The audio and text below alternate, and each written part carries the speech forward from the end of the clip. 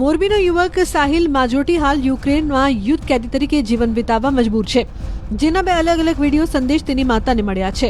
હિન્દી અને અંગ્રેજીમાં આવેલા આ વિડીયોમાં સાહિલ રશિયા ભણવા માટે આવતા વિદ્યાર્થીઓ યુવાનોને ચેતવણી આપી રહ્યો છે, સ્કેમર્સથી સાવધાન રહેવાની સલાહ આપી રહ્યો છે. સાથે જ સાહિલે મદદ માટે ભારત સરકારને વિનંતી કરી છે. અગાઉની જેમ સાહિલે ફરી દાવો કર્યો કે રશિયામાં મને ખોટા ડ્રગ્સ કેસમાં ફસાવવામાં આવ્યો છે. 2024 में मैं रशिया में अपनी स्टडीज के लिए आया था, लेकिन अपने कुछ फाइनेंशियल प्रॉब्लम्स और वीजा प्रॉब्लम्स की वजह से कुछ प्रॉब्लम में फंस गया था.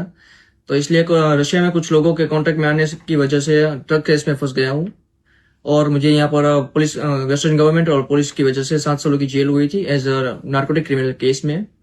हालांकि मैंने इस मामले में कुछ किया नहीं है, लेकिन फिर भी 7 सालों की जेल हुई है. और जेल के अंदर कुछ पुलिस वालों के बहकावे में आने की वजह से Russia Ukraine war contract sign किया है, जो एक सबसे बड़ी गलती है. इस वजह से यहाँ पर फिलहाल मैं यूक्रेन में फंसा हुआ हूँ as a like war criminal.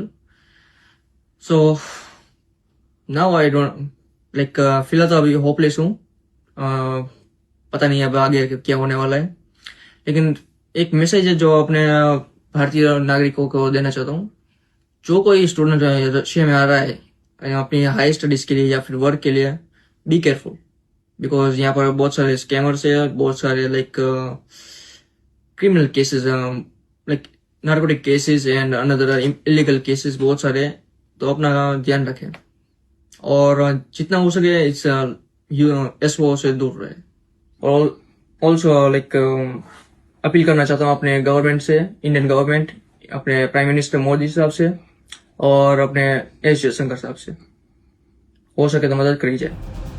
મોરબીમાં રહેતા સાહિલના માતાએ જણાવ્યું કે મારો દીકરો ઝડપથી સ્વદેશ પરત આવે એ માટે દિલ્હી જઈને વિવિધ મંત્રીઓ અને સરકારી તંત્રને રજૂઆત કરી છે.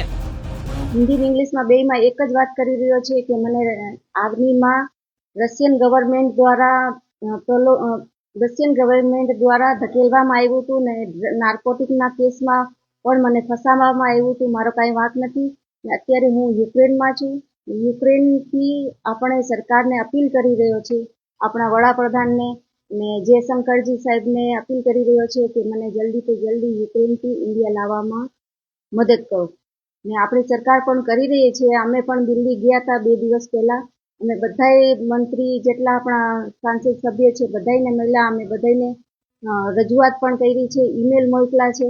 અમને પૂરી આશા છે કે અમારી ભારત સરકાર સાહિલને જલ્દીથી જલ્દી ઇન્ડિયા લાવવામાં સફળ થશે. ને યુક્રેનમાં જે આપણી ઇન્ડિયન એમ્બેસી છે એને પણ અમે ઈમેલ કર્યા છે, ફોન કર્યા છે, રજૂઆત કરી છે કે સાહિલની મદદ કરો. એ પણ એને આશ્વાસન આપ્યું છે. ને જનવરી મહિનામાં યુક્રેનના રાષ્ટ્રપતિ ઝેલેન્સ્કી સર આવવાના છે, તો અમે એને મળવા માટે પણ ઈમેલ કર્યા છે ને એને રિક્વેસ્ટ કરી છે કે સાહિલને તમે ઇન્ડિયા મોકલો તો આભાર રહેશે, અમે તમારા આભારી રહીશું. રાજ્યસભાના સાંસદ કેસરીદેવસિંહ ઝાલાએ જણાવ્યું કે સરકારના ધ્યાને આ મુદ્દો આવેલો છે. યુવકને છોડાવવા માટે સરકાર પ્રયત્ન કરી રહી છે.